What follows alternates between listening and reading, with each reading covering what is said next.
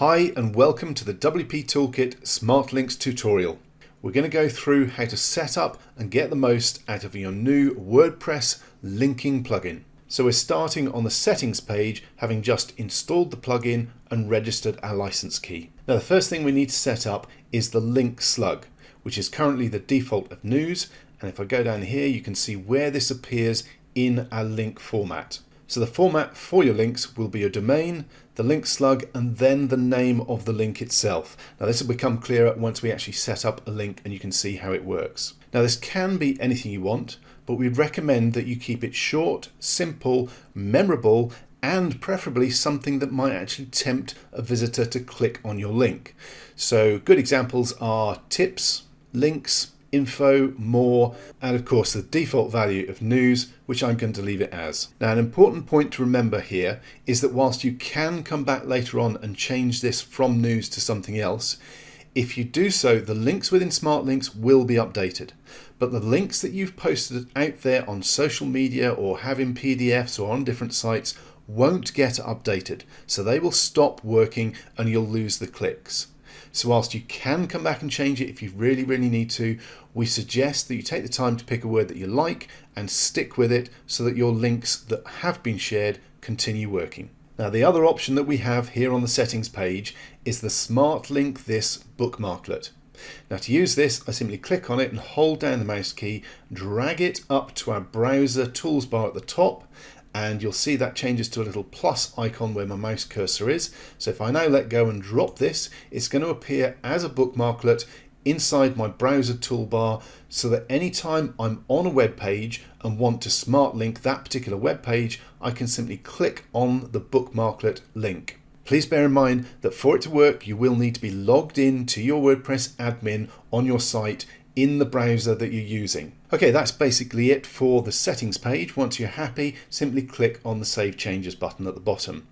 Now, next we would normally go across to the All Links page, but as this is a brand new installation of Smartlinks, if I go to the All Links page, it's not actually going to have any links on it. So instead, let's head straight across to the Add Link page and add a new link into the system.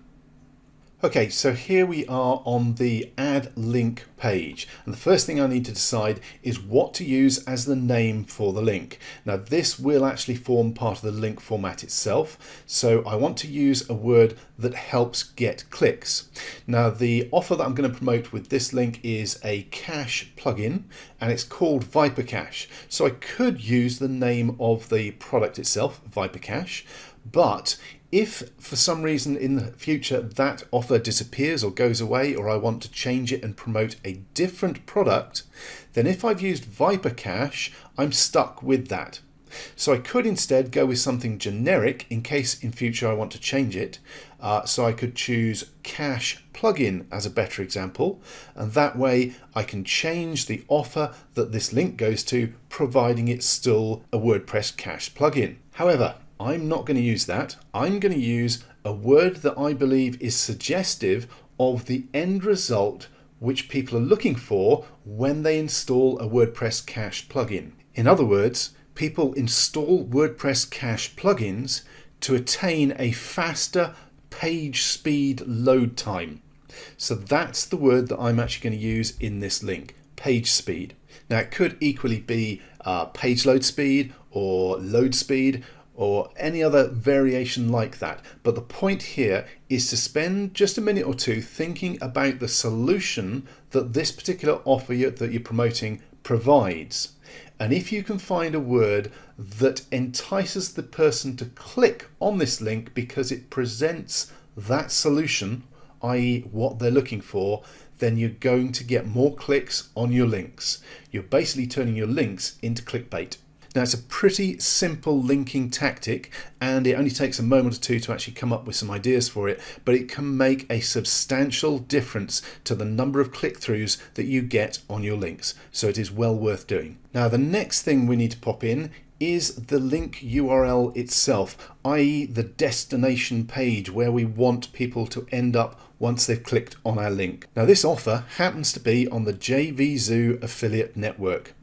It's not the only affiliate network that has this problem. There are a few others, but basically if you went to post this raw affiliate link on one of the social media sites such as Facebook, when you go to post it, it will pop up with a message saying that you're not allowed to post that particular link because it's against their community standards. And we will take a look at an example of that happening and how Smartlinks actually make sure that you can start to post those affiliate links again later on in this video. Okay, so the next bit of information we need is the Open Graph protocol and meta settings. Now you don't necessarily need to do this, but it is very, very useful for when you're posting on social media sites. Okay, so let's click on the Grab OGP data and pick up the default information from the site itself. Now you've probably noticed yourself when you share a link for a page or a site on Facebook or Twitter, the post, instead of just having the bare link or the URL for the page or site,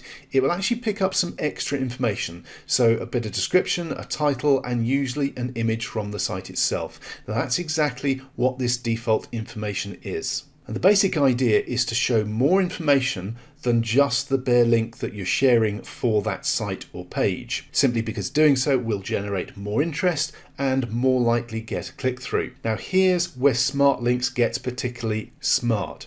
Instead of using the default title, description and image, you can make changes to this standard data. So let's say I'm not happy with the standard title, the default title that is picked up from the website itself. So all I'm going to do is highlight that and paste my new version over the top.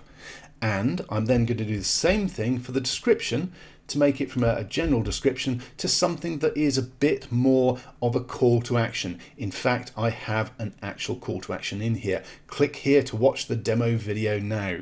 So Smartlinks is allowing us to manipulate this otherwise default standard information in order to encourage people to click on our link in those social media sites to increase the click-through rate we get. And it's not just the description, we can do it for the image as well. You can either pop in the URL of an image that you want to use, or you can simply click on Browse, which will bring up the media library for your site. And you can then add new files by choosing the Upload Files option. I've already actually uploaded one that I like for this particular site, grabbed a copy from the site earlier. So choose the image you like, click on Select, and that will then update the image that is going to appear in the standard default information when we share this link on Facebook, on Twitter, etc. Okay, so there is one more setting that I want to cover on the Add Link page before we save this and make it live. Under Advanced Settings, you have the option to put in a tracking pixel code, whether it's for Facebook, Google, or Perfect Audience, whichever service you use for retargeting, you can pop your tracking pixel in here so that when someone then clicks on your link, they trigger that pixel and you've got them in your retargeting. If someone's clicked on your link, they've shown an interest in the offer that you're promoting. So you can then use that new retargeting audience to drive them with ads back to that offer again and again to increase your conversions and increase your profits. And with Smartlinks, it is super simple to do that. All you do is pop the tracking pixel code into this field here. Okay, now let's scroll all the way back up to the top and we can click on either Save Draft in case you want to save it and come back to it later on, or you can click on Publish, which is what I'm going to do to make this link live on our site.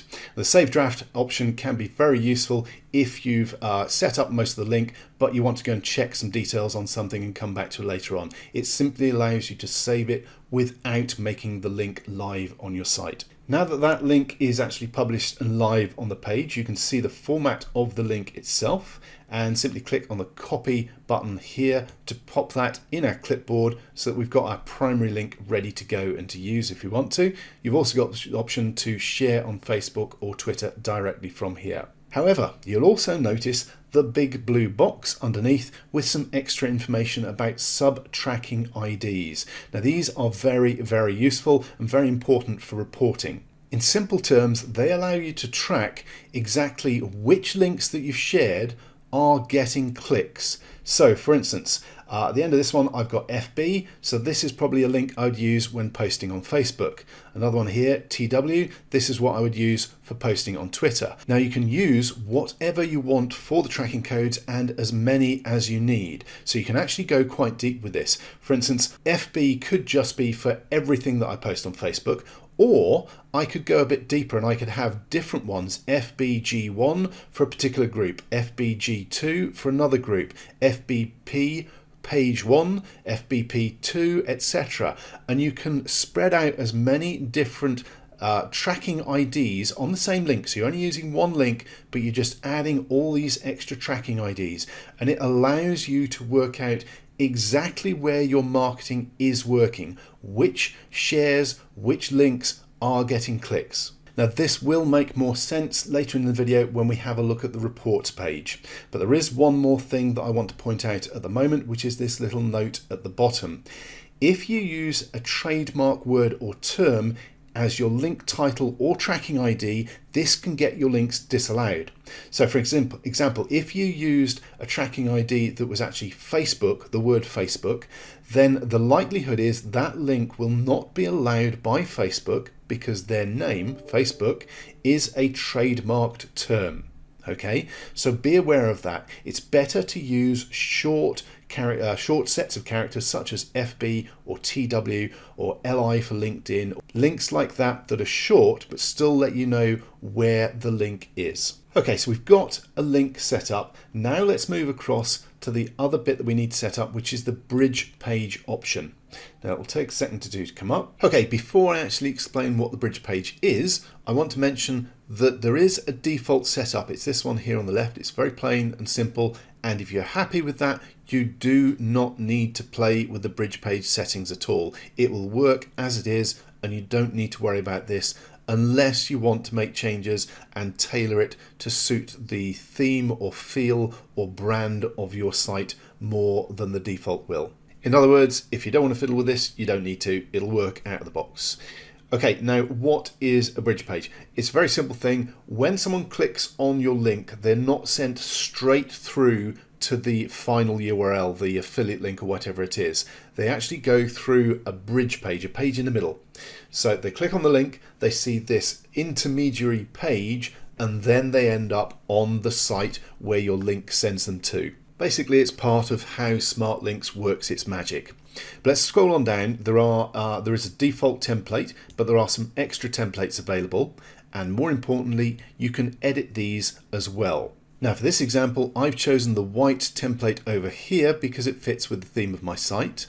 And then I've clicked on select site logo and picked a new logo from the media library. So I've just selected one of these that fits well, and that URL is already in here. In other words, when someone clicks on one of the links from this site, instead of seeing the paper aeroplane logo here, they're going to see the logo, company logo that I've chosen here, adding a bit more congruency with my site and a bit more branding to make people comfortable as they go through to their destination link. Now if I scroll further down, you'll see that below, for advanced use, is the option to make changes to the actual template that we've chosen. So this is the HTML code for that template that I've chosen from those listed above. And I can go through and tweak any of the settings in the HTML for that template. Now please bear in mind, if you do make any changes and click on Save Bridge Page Content at the bottom, it will be saved to the template above. So I'd highly recommend that you take a copy of the code in here, just click in the box and do Control A and Control C for copy, and copy that code somewhere else into a text file or something, just so you've got a backup copy of it that you can restore if you make any mistakes, just so you've got peace of mind. And obviously once you're happy with the changes that you made, don't forget to click on the Save Bridge Page Content button at the bottom of the page. Okay, now let's head across to Facebook and post a link so you can actually see it all in action. Okay, so I've written a little message with the link that I'm going to use. I'm just going to pop this into Facebook Messenger. So I've got a little message to a contact. The link is our domain, our slug news, and then the link name itself, which is page speed.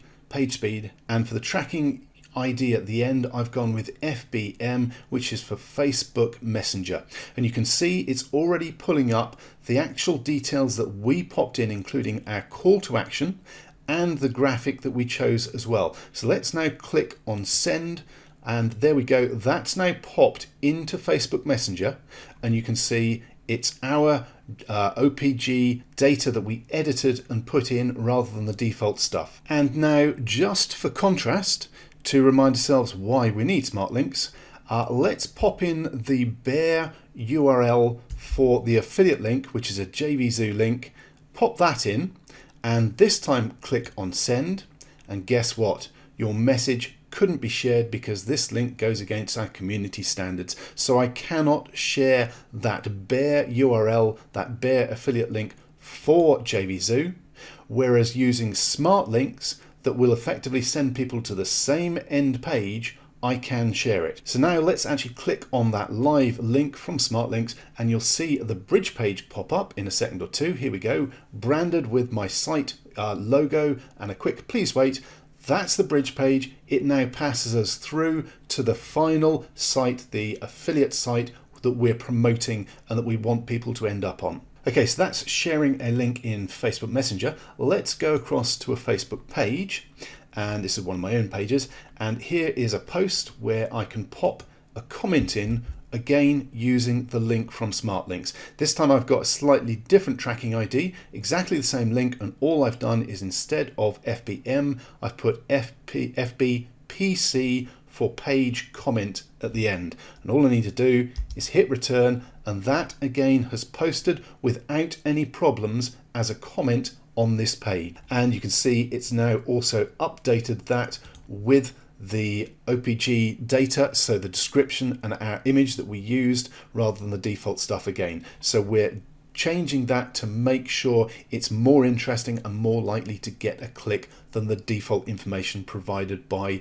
the actual site itself. Okay, now I'm going to pause this tutorial video here because I'm going to pop back to the site and set up some new links on the site and get some clicks to them so that we can have a look at the reporting and how that works as well. Okay, so I paused the video there for about 5 hours while I set up some extra links and posted those in a couple of places to get some clicks to happen on those links in different places so that we could actually look at some reports. So here I am back on the site, and you can see the different links that I've got set up. You can see that they were set up 5 hours ago, and you can see some of them have actually had some clicks. And all I'm going to do now is pop across to the reports page, where we can now see not only the overall number of clicks for each of those links, but also a breakdown of the number of clicks by each sub-tracking ID. So for example, on our page speed link, we can see that whilst we've had 12 unique clicks overall, 7 have been on the basic link without a sub-tracking ID, 2 were on our FBM link, 1 was on our FBPC, which was actually a comment on a post on Facebook, 1 was on a tweet, and 1 was on a YouTube demo video in the description. Now, having this level of tracking information available is extremely useful in working out exactly where your marketing is being most effective. So you can then concentrate your efforts on sharing links in the places that get you the most clicks. And combining this information with the pixel tracking in the advanced settings means you can even track transactions, giving you even more confirmation of which links are actually making you money.